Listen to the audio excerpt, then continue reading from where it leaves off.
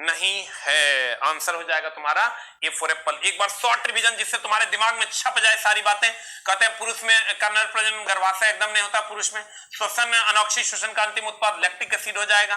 15 kg। इसमें ध्यान रखना बल कभी निगेटिव नहीं होता, बल हमेशा पॉजिटिव होता है। बस एक एक थोड़ा थोड़ा बल की परिभाषा जब भी कहेंगे, बल का परिभाषा पहला नियम से, बल का सूत्र दूसरा नियम से, बल की प्रकृति तीसरा नियम से।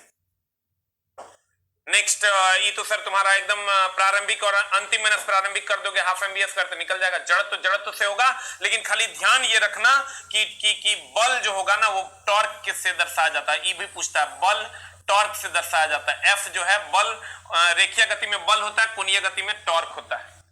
अगला, निम्नलिखित में से कौन सा गुरुत्वाकर्षण का उदाहरण नहीं है? जितना घूमने वाला है वो गुरुत्वाकर्षण नहीं है। जितना आकर्षण है एक दूसरे को बांधे हुए रखता है वो गुरुत्वाकर्षण है, लेकिन घूमने वाला जो भी है वो अभिकेंद्र बल है। इसलिए यहाँ ये आंसर हो जाएगा जी बराबर जीएम बटा आर स्क्वायर होता है। ये वस्तु के द्रव्यमान पर निर्भर नहीं करता है।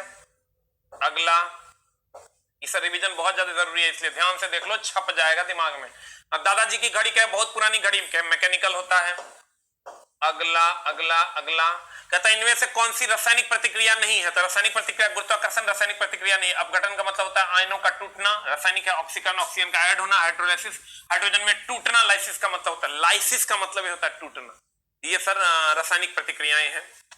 अगला कहता है Na2O क्या है? तो सोडियम है, सोडियम है मतलब धातु है, धातु के ऑक्साइड क्षारीय होते हैं क्योंकि अधातु के ऑक्साइड अम्लीय होते हैं। अगला कहते हैं ईंधन की इकाई द्रव्यमान के पूर्ण धन, इसको हम ईंधन का उष्मीयमान कहते हैं। सबसे अधिक उष्मीयमान हाइड्रोजन का होता है। ठोस ईंधनों का नकारात्मक पक्ष ये है सर, इसके दहन के फलस्वरूप राख बनता है। पेट्रोलियम के शोधन के पश्चात अवशिष्ट से कहेगा टार, और ये सब पेट्रोलियम का उत्पाद अगर कहता तो सब हो जाता। निम्नलिखित में से एथेनॉल, एथेनॉल जब भी बनेगा गन्ना से बनेगा सर, ये चावल इसका सेकंड ऑप्शन होगा। और ग्लूकोज जब खमीर की उपस्थिति में विक्रिया करता है तब इथेनॉल देता है, यही किण्वन कहलाता है। और इस प्रक्रिया में, किण्वन की प्रक्रिया में कौन सी गैस निकलती है? तो CO2। अगला, एल्कोहल में क्या होता है? तो सर फॉर्मूले होता है C2H5OH कर दीजिए, यानी C होता है, H होता है, O होता है, तो आंसर हो जाएगा कार्बन हाइड्रोजन और ऑक्सीजन।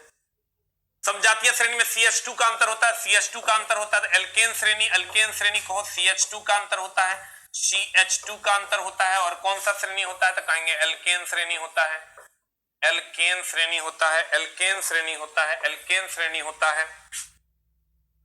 अगला अगला अगला पता है इस अभिक्रिया को क्या कहते हैं? जिसमें दो यौगिक आदान प्रदान कहेंगे, द्विविस्थापन हो जाएगा, द्विविस्थापन हो जाएगा।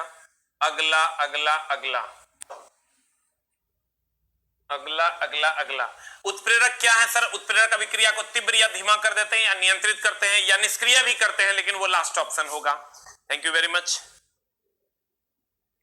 आपकी बुक कितने में मिलती है? चलो ये तो